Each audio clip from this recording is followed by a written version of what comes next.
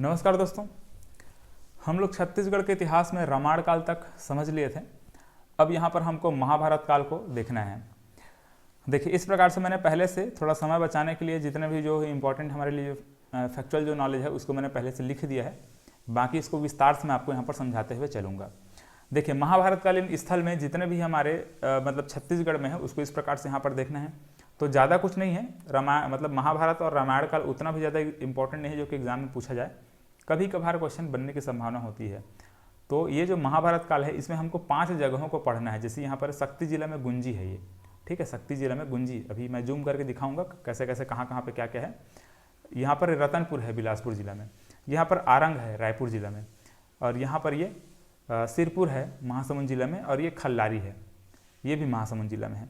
तो इस प्रकार से ये 4 मतलब 5 जगह है, ठीक है। महाभारत कालीन 5 जगह यहाँ पर आपको दिखाई दे रहा है। इन्हीं सब के बारे में हम लोग यहाँ पर विस्तार से समझने वाले हैं। देखिए, तो सबसे पहले तो आपको ये ध्यान में रखना है कि महाभारत काल में छत्तीसगढ़ को क्या कहा जाता था। छत्तीसगढ़ का प्राचीन नाम पूछा जाएगा या फिर महाभारत कालीन अगर आपसे नाम पूछा जाएगा तो याद रखना है प्राक कौशल, ठीक है। छत्तीसगढ़ क्या बोलते थे, प्राक कौशल के नाम से जाना जाता था। और इसी प्रकार से बस्तर को कांतार के नाम से जाना जाता था, ठीक है। दोनों फैक्टों को आपको विशेष करके ध्यान में रखना पड़ेगा कि महाभारत काल में छत्तीसगढ़ को प्राक कौशल बोलते थे और बस्तर को कांतार के नाम से जाना जाता था। अब इसके बाद देखिए, जितने भी जो महाभारत कालीन स्थल है उसको हमको यहाँ पर समझते हुए जाना है। तो सबसे पहले तो यहाँ पर ये शक्ति जिला में ध्यान रखेंगे गुंजी।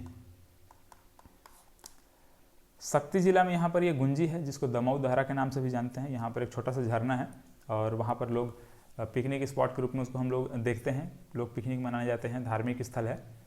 तो ये जो दमऊ दहरा है जो कि गुंजी में है, इसको महाभारत काल में ऋषभ तीर्थ के नाम से जाना जाता था। मतलब कि महाभारत में एक जगह है ऋषभ तीर्थ जिसका बार बार उच्चारण वहाँ पर किया गया है, ऋषभ तीर्थ नाम से एक जगह का।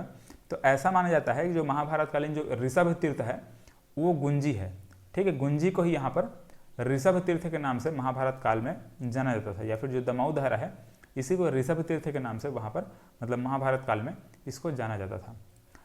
वैसे ही हम लोग अभी जब जैन धर्म बौद्ध धर्म के बारे में बात करेंगे तो वहाँ पर जैसे कि हम लोग तीर्थंकर के बारे में बात करने वाले हैं। तो एक प्रथम तीर्थंकर हम लोग देखने वाले हैं। प्रथम तीर्थंकर ऋषभ देव के बारे में बात करेंगे, ठीक है। तो उसको फिलहाल तो जब आगे बढ़ेंगे तब देखेंगे, फिलहाल अभी इसको छोड़ दो। तो यहाँ पर आपको सिर्फ ऋषभ तीर्थ के बारे में मतलब ऋषभ तीर्थ इसको ध्यान में रखना। ऋषभ देव हम लोग आगे बात करेंगे, ऋषभ देव अभी आएगा। तीर्थ जो जैन धर्म के जो तीर्थंकर है प्रथम तीर्थंकर ऋषभ देव आगे आएगा, उसको हम लोग देखेंगे। लेकिन यहाँ पर ऋषभ तीर्थ आपको याद रखना है। तो ये जो गुंजी है इसी को ऋषभ तीर्थ के नाम से जाना जाता था, बस इतना ध्यान में रखेंगे। अब इसके बाद देखिए यहाँ पर रतनपुर, ठीक है। रतनपुर बिलासपुर जिला में रतनपुर है। तो रतनपुर को इस प्रकार से यहाँ पर है, रतनपुर को महाभारत काल में मणिपुर के नाम से जाना जाता था। अब ये जो मणिपुर है, ये जो मणिपुर याद रखेंगे। और दूसरा यहाँ पर आरंग, ठीक है। यहाँ पर जो रायपुर जिला में यहाँ पर ये आरंग है, आरंग को भांडेर के नाम से जाना जाता था। तो ये जो भांडेर है और यहाँ पर है मणिपुर, मतलब कि रतनपुर और यहाँ पर आरंग, ये दोनों को ध्यान में रखना है। यहाँ पर हम लोग 2 राजा के बारे में बात करने वाले हैं। एक तो राजा मोरध्वज और उसके पुत्र ताम्रध्वज के बारे में, ठीक है। यहाँ पर देखो, ये जो रतनपुर है इसको मणिपुर बोलते थे, और ये जो मणिपुर था ये राजा मोरध्वज एवं उसके पुत्र ताम्रध्वज की राजधानी थी। ऐसे हम लोग इसको देखते हैं, ठीक, ऐसे हम लोग इसको पढ़ते हैं। तो जैसे कि आपको मोरध्वज आए या फिर ताम्रध्वज आए, दोनों की राजधानी आपको लेकर के चलना है, ठीक है। स्पेशली कहीं पर ऐसा मेंशन नहीं किया गया है कि मोरध्वज की राजधानी थी या फिर ताम्रध्वज की राजधानी थी, आपको दोनों मान करके चलना है।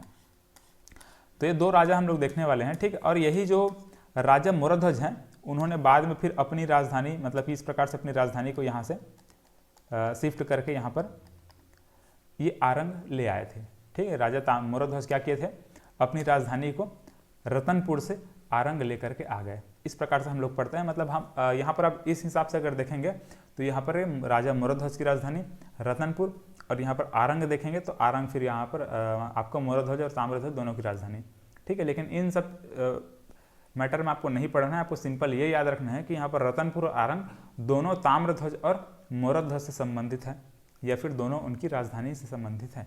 इस प्रकार से आपको दिमाग पे रखना है। अब देखिए यहाँ पर जो मैं राजा मोरध्वज और ताम्रध्वज के बारे में बात कर रहा हूँ ना, देखो ये राजा जो मोरध्वज हैं वो हैं, ठीक, उनकी प्रतिमा है। ये इस प्रकार से, ये राजा मोरध्वज, इनके पुत्र है ताम्रध्वज, और ये जो राजा मोरध्वज हैं इनकी पत्नी यहाँ पर पद्मावती। तीनों को इस प्रकार से यहाँ पर दिखाया गया है, ठीक है, तीनों को मूर्ति यहाँ पर बना हुआ है।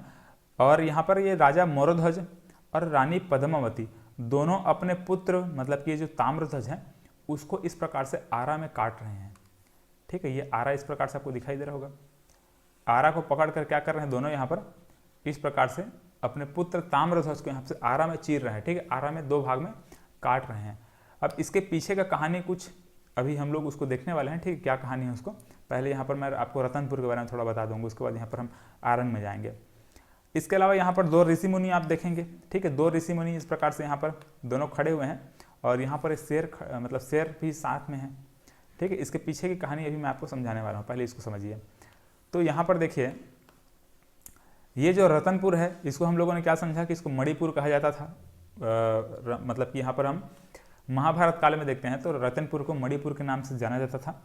यहाँ पर मोरध्वज हम लोग जानते हैं, ठीक है, ये मोरध्वज अभी मैं समझा दिया कौन है मोरध्वज, और इस प्रकार से एक ताम्रध्वज उसके पुत्र हैं। इन दोनों की राजधानी के रूप में हम लोग इसको रतनपुर को देखते हैं। अब इसके बाद हम लोगों ने क्या समझा कि यहाँ पर ये जो मोरध्वज है अपनी राजधानी वो कहाँ शिफ्ट कर लिए थे, इस प्रकार से ये आरंग ले आए, अपनी राजधानी को कहाँ लेकर आ गए, आरंग लेकर के आ गए।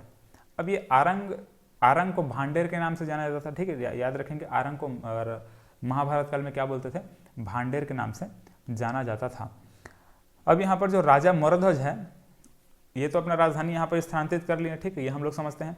यही आरंग में ये जो चित्र बना हुआ है, ठीक है, ये मतलब इस प्रकार जो मूर्ति यहाँ पर आपको दिखाई दे रहा है ये मूर्ति आरंग में आपको देखने को मिल जाएगा, ठीक है, आरंग में आपको ये मूर्ति देखने को मिल जाएगा इस प्रकार से, ठीक है। यहाँ पर रायपुर जिला में आरंग जो जगह है यहाँ पर ये इस प्रकार से मूर्ति यहाँ पर मतलब कि स्टैचू वगैरह बनाए गए हैं।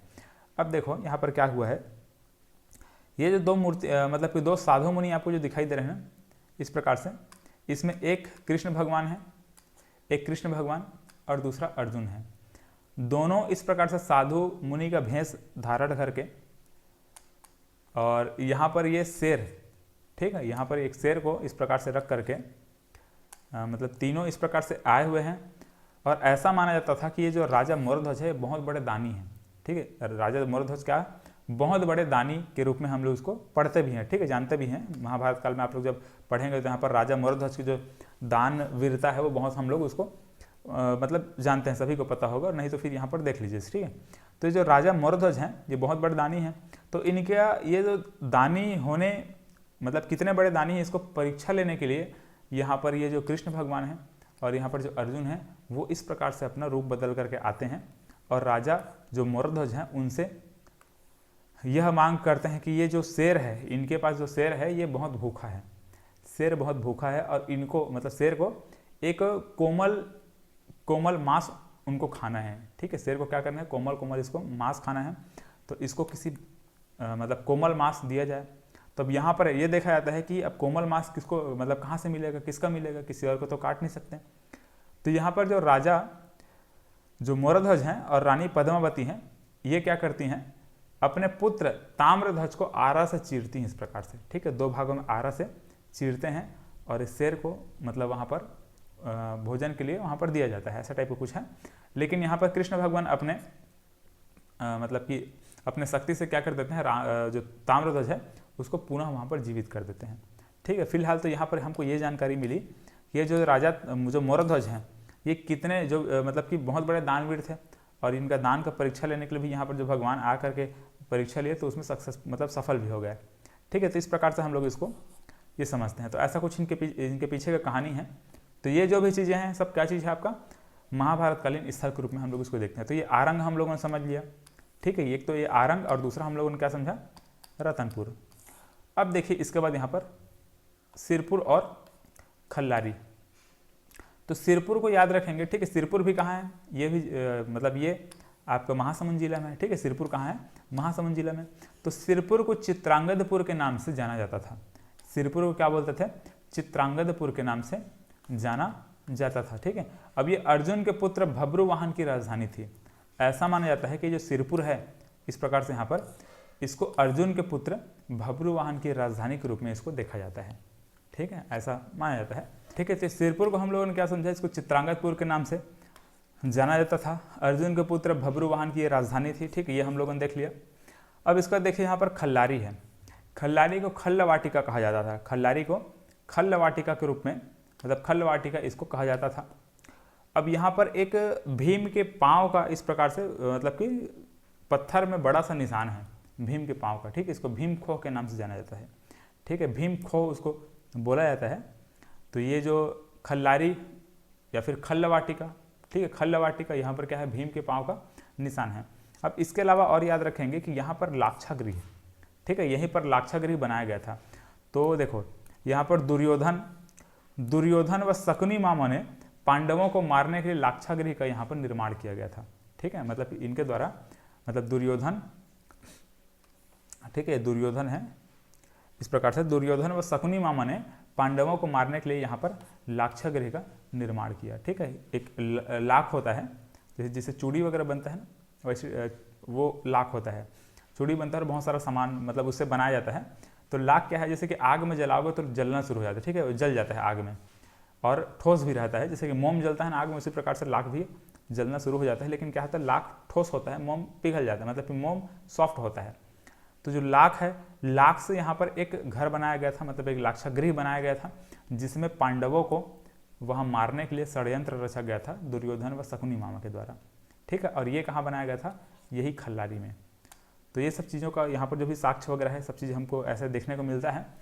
तो इस प्रकार से ये हम लोगों ने खल्लारी के बारे में भी समझ लिया। ठीक है, चलिए, तो इस प्रकार से ये क्या है, आपका महाभारतकालीन स्थल हम लोगों ने आज देख लिया। और महाभारत के बाद, मतलब महाभारत के बाद यहाँ पर हम लोग जैन धर्म, बौद्ध धर्म, इन सबको समझने वाले हैं। चलिए, तो आज की क्लास में बस इतना ही, मिलते हैं अगले क्लास में।